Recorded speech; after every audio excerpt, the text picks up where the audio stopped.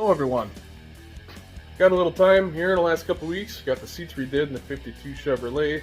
Pretty straightforward, simple job. Old crap off, new crap on, throw it back in the truck. So I threw a little footage together for the few that are actually following along on it. But before we get to that, I'd like to give a sincere thank you to the ones who have followed along and subscribed so far. Sure do appreciate it. And if this is your first time seeing this old 52 Chevrolet, make sure you go back and check out all the other videos out there that we got, about 5 of them from when I got it up until now. And if you haven't subscribed yet, do that. It's like the cheapest thing you can do nowadays. Subscribing to this channel is not affected by inflation. You know, the thing. So anyway, let's get into these seats.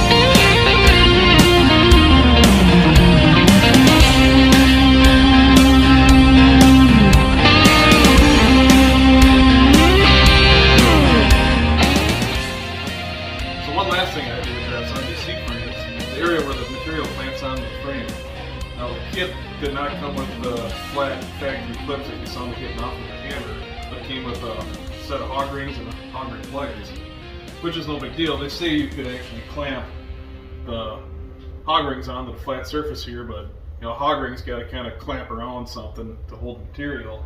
So a little trick I learned, and I think it was in Haggerty's series they did when they fixed up that old 52 Chevrolet. They had a video about recovering the seats, so all they did was take some round stock, like 3/16 or something, and just welded it around the perimeter of the seat frame so that the material or the hog rings got something they could clamp onto.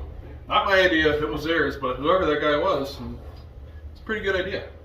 And you're also supposed to put your seat covers out in the sun so that they warm up and become a little more pliable, but that's our sun for the day. So we'll just let the old wood stove get them nice and warm. This is my plan of attack anyway. Starting out with the burlap underneath, like it was in the factory. And also, cut up an old rug just as a little extra support here on the driver's side. I did have that originally, had an extra bit of material for the top and bottom where the driver sits. Piece of 2-inch foam and some cotton batting.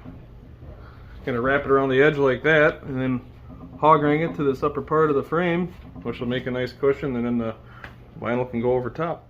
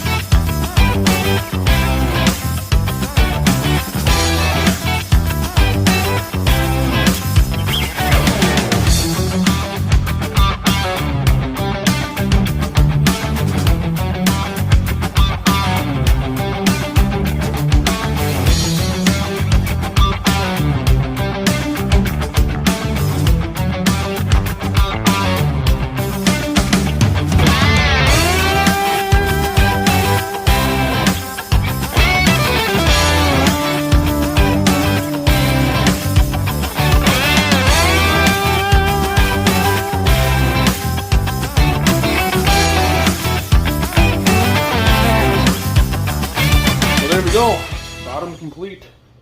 I'm sure I committed about 900 upholstery sins, but you know what? In my defense, this was cut a little bit too short. I really had to pull on it to get it to wrap around completely to get the hog rings through.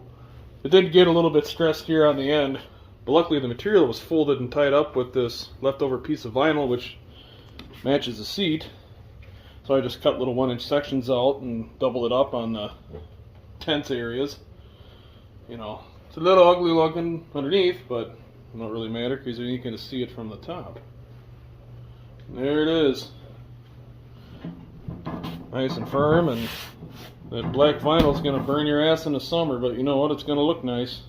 So repeat process for the backrest. And we'll be done.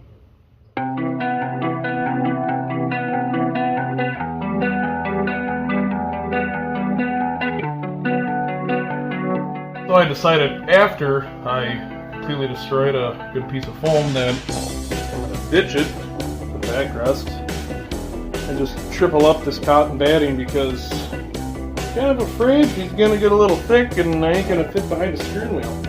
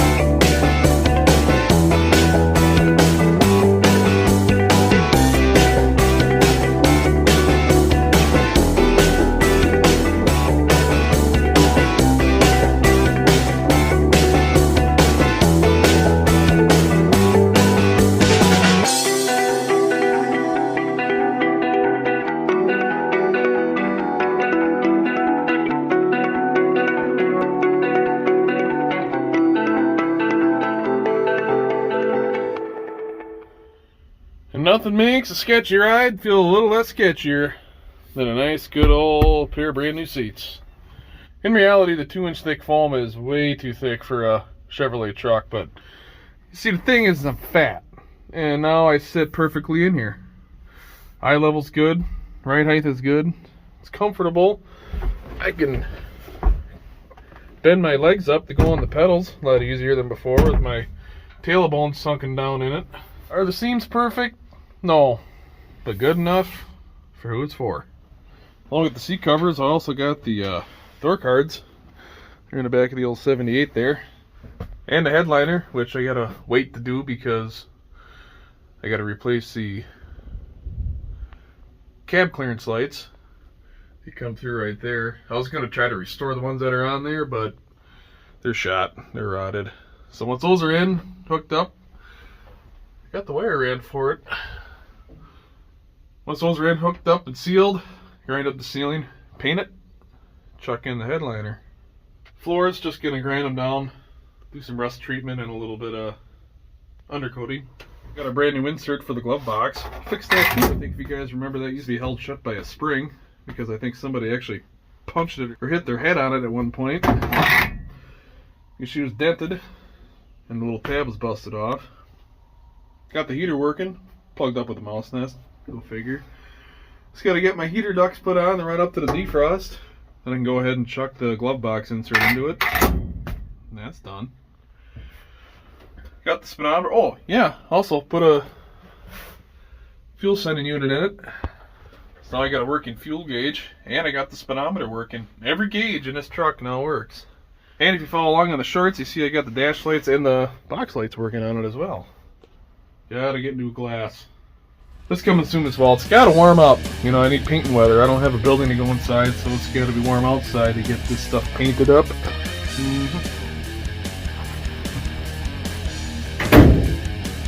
Well, there you go. Finally got some brand new seats in that thing, and Even got a little bit of an update on it. Oh, I almost forgot. Built the tailgate for it as well. I will just see it. Yeah. Anyway, as always, thanks for watching, and we'll see you later.